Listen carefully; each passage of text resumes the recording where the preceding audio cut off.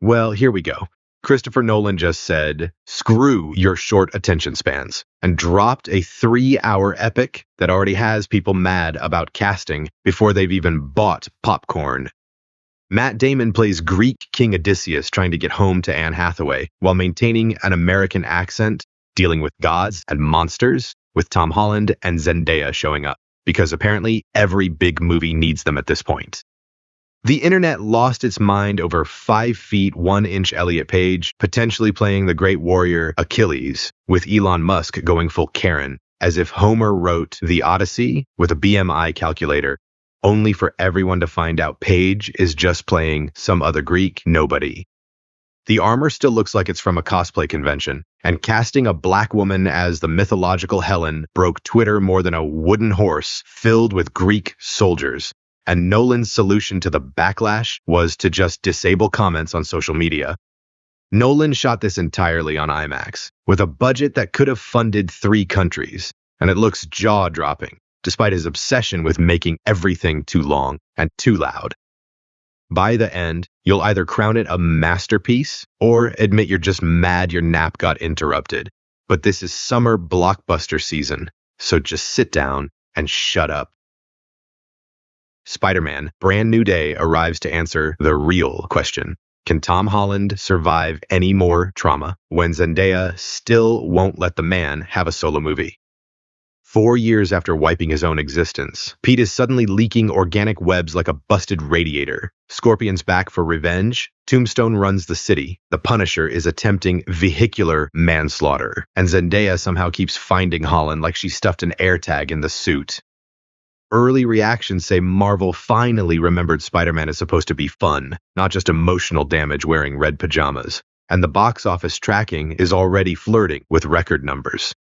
It's hilarious that Nolan's Odyssey is hogging every IMAX screen with its woke casting drama, while this friendly neighborhood gymnast is about to open at $200 million just by giving people the violence they actually want. Motor City is what happens when Reacher skips anger management and decides the best way to process betrayal is painting Detroit red with other people's insides. Alan Ritchson plays an ex-con framed for a crime he didn't commit, while Ben Foster's gangster steals his girlfriend, and Ritchson spends the rest of the film communicating through interpretive murder, using rib cages as suggestion boxes. The entire movie has 5 lines of dialogue, which honestly sounds like heaven compared to sitting through a Marvel movie where every character has the comedic timing of a text-to-speech app, which I know is ironic coming from me. The action is absolutely brutal, like a violent music video, where fists are subtitles, especially after they've been introduced to your face. Motor City hits July 24th, and if you hate small talk, congratulations, your testosterone prescription has finally arrived. Evil Dead Burn is just the Necronomicon ruining another family's day, once again highlighting that literacy really is dangerous. Suhaila Yaqub visits her late husband's family after the funeral, only to discover the Necronomicon has RSVP'd before she did, and apparently till death do us part wasn't enough paperwork. Critics are divided on the story, but everyone agrees the brutality never takes a coffee break.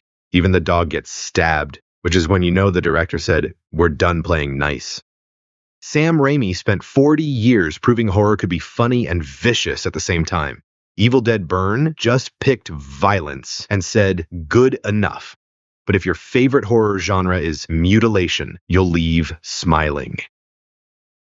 Moana washes ashore looking like Disney clicked paste instead of create new, stripping away all the charm of the original so accountants can hit their quarterly targets. She sails off with Maui to save her island again, while Dwayne Johnson looks less like a legendary demigod and more like the final boss of a luxury resort gym. All that's missing is him asking if you've tried the breakfast buffet. People keep calling this movie faithful, and they're right. It's so faithful it practically commits identity theft, earning a brutal 32% on Rotten Tomatoes to tie Snow White as one of Disney's worst disasters. Catherine Lagaaya gets some praise for her performance, but she's stuck in the cinematic version of your ex texting, "I miss you," and then immediately asking if you still have Netflix. Troll Pundit says skip this waterboarding session and take your kids to the actual beach. And if they ask to watch the original instead, congratulations, your child just developed taste. Young Washington is essentially a 2-hour commercial for American exceptionalism. That ends with Kelsey Grammer stepping out of character to ask you for money, because nothing says happy 250th America like a QR code and a donation pitch. William Franklin Miller plays the founding father during his early military years, mostly getting his men slaughtered and proving that if the 18th century French had better aim, we'd all be speaking a different language right now.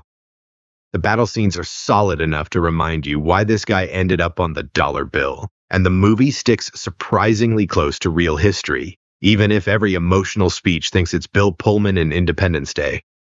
Throw in Andy Serkis and Ben Kingsley in powdered wigs delivering boring speeches about destiny, and you get a patriotic spectacle with a side of historical homework. Just don't expect George Washington's origin story to hit harder than the fireworks outside the theater. Pinocchio Unstrung is Final Destination meets arts and crafts class, a gore-soaked horror with a fully practical animatronic puppet that's creepy enough to make Annabelle start updating her resume. Richard Brake plays Geppetto, a guy who probably should have just adopted a golden retriever, but instead watches his wooden creation go on a bloody rampage, collecting human intestines to become a real boy.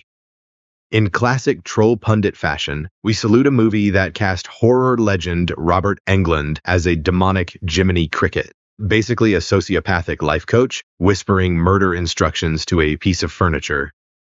Disney spent decades teaching kids to wish upon a star. This movie teaches them to stay the hell away. And what makes this nasty is how lovable Pinocchio starts out, right until his nose gets embedded in someone's eye socket. Minions and Monsters proves that if you paint something yellow and make it scream nonsense for 15 years, eventually your brain just signs the adoption papers. Every few years, another batch of these invasive species crawls out of Universal's basement, making blender noises, and somehow another $1 billion disappears from parents' wallets. Their latest adventure throws these Tic Tacs into old Hollywood, where they accidentally unleash monsters and become movie stars without saying a single sentence anyone can legally translate. Critics gave it 91% on Rotten Tomatoes, the franchise's best, but audiences weren't buying it. $61 million in 5 days, down 62% from the last one. Proof that even yellow icons can suffer from been there, done that syndrome. Next up is Enola Holmes 3, proving that Netflix will legally bind Millie Bobby Brown to a Victorian corset for another installment of Girl Boss Breaks the Fourth Wall, the case of diminishing returns. This time, her lavish wedding in Malta goes completely off the rails when Sherlock disappears, forcing the bride-to-be to trade her veil for a shotgun to hunt down corrupt military elites hoarding stolen Afghan gold. Millie Bobby Brown and Henry Cavill are still likable together, and even if this isn't the franchise's sharpest mystery, the movie moves fast enough that you barely have time to question the logic before someone gets punched. If you came for a serious detective story, you're in the wrong neighborhood. But if you like a charismatic woman in expensive waistcoats, shooting colonialists, and constantly talking while doing it, this one's for you. 72 Hours is basically a 2-hour roast of Kevin Hart by young people with no memory of his career, doubling as a desperate attempt to prove his stand-up was ever actually funny. He crashes a Miami bachelor party after getting accidentally added to a group chat, and what follows is a cast of SNL comedians watch a man in his 40s translate TikTok culture into dad humor just to stay invited. The script leans hard into actual consequences instead of just wacky shenanigans where nobody learns anything and everyone just gets progressively more damaged, which is refreshing for Netflix. It's essentially The Hangover for guys whose knees make louder noises than the nightclubs. An R-rated comedy where Hart's face violently swelling from a jellyfish sting is the most honest metaphor for what this movie does to your brain cells. I want your sex crashes onto the screen like Basic Instinct gone wrong, delivering 50 Shades of Grey for people who don't know how to read. Olivia Wilde plays a famous artist who pulls Cooper Hoffman into a relationship that's equal parts obsession and manipulation, which is a fancy way of saying he's about to get pegged harder than a piece of IKEA furniture.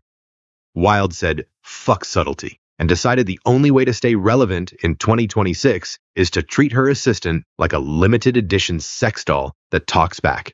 Basically, The Devil Wears Prada. If Meryl Streep handed Anne Hathaway a ball gag instead of a manuscript. Throw in Charlie XCX faking orgasms, and this train wreck feels less like a narrative film and more like a high-end escort service collided with a modern art exhibit, leaving a trail of bruised egos and bodily fluids in its wake. The Devil's Mouth dives in because Hollywood saw 3 shark movies this year and said, she's still not wet enough. Turns out sharks have officially become the sponsors of bikini marketing. Catherine Newton and Lana Condor get stranded in a flooded cave in Thailand, where a bull shark turns their impromptu wet t-shirt contest into murder, while their wetsuits cling in all the right places. We already survived deep water, sat through thrash, and with another inevitable disaster like the Bay coming, sharks are officially getting more movie deals than half of Hollywood. If you want genuine terror, go watch Jaws. But if you're here to see everyone fight for oxygen because their brains aren't fully developed and their libidos are writing checks their acting can't cash, July 29th on Prime is calling your name. Gail Daughtry is what happens when someone in Kansas decides a celebrity sex pass isn't a joke, but a pilgrimage where Jon Hamm pays the price. Zoe Deutsch plays a bride-to-be who flies to LA after her fiancé actually cashes in his past with Jennifer Aniston. So naturally she decides the only logical solution is to find Hamm and make it physically even. What follows is a Wizard of Oz remake, except instead of a yellow brick road, she's dodging demented paparazzi. And instead of a wizard, John Slattery is assaulting mobsters, while Zoe tries to redeem her hall pass for some A-list penetration. If this story teaches us anything, it's that celebrity culture has officially replaced religion, because apparently adultery is totally fine now, as long as IMDb approves your sins. If you thought homeownership couldn't get any worse, Thrash is here to show you what happens when a Category 5 hurricane delivers apex predators straight to your doorstep. This R-rated thriller strands a very pregnant Phoebe Dynevor and Jimon Hounsou in a catastrophic storm surge, as sharks turn a flooded suburban neighborhood into an all-you-can-eat buffet. This survival meal plan gets straight to the point, Jaws playing hungry hippos with human limbs, while a pregnant woman realizes her water breaking might only be the second worst liquid problem in the room. So, keep your feet off the floor and brace yourself for the goriest open house of the year when this aquatic nightmare hits Netflix. That's the biggest blockbusters worth your $22 ticket, your $9 popcorn, and whatever's left of your dignity. Drop a comment with what you're actually seeing versus what you're waiting to pirate. Check back next week for your weekly dose of movie madness, and as always, let's get watching.